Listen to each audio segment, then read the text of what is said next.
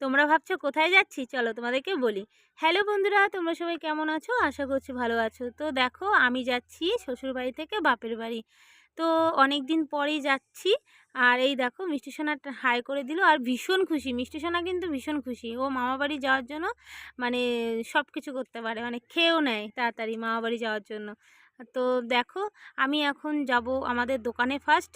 আর এইদিকে দেখো, এই দোলনাটা আমি সব সময় দেখি, ভীষণ ইচ্ছে করে দোলনাটা কিনতে আমার আর মিষ্টি সোনার। তো যাই হোক, দোকানেও চলে এসেছি দেখো।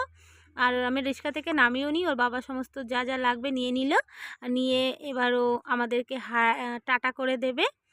দেখো, এই টাটা করে দিল। তো চলো, আমরা স্টেশনে পৌঁছেও গেলাম। গিয়ে দেখি আমার ব্যাগটা ছিঁড়ে গেল, একটু বেশি ভার হয়ে গেছিলো ব্যাগটা। আর মিষ্টি সোনা শুরু হয়ে গেছে চিপস খাওয়া আর স্টেশনে বসে।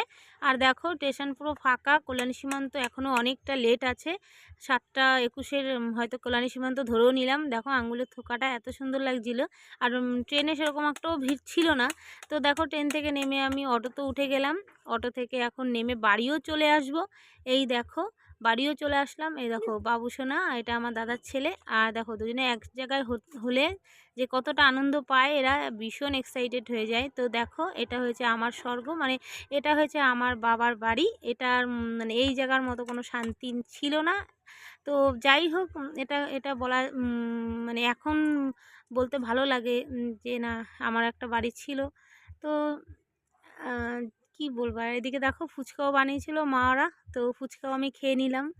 খেয়ে নিয়ে আর দেখো, বোন আর আমি একটু বাইরেও গেলাম। আমার কথাগুলো না আটকে আসে, তোমরা মনে কিছু করো না, একটু মানিয়ে নিও।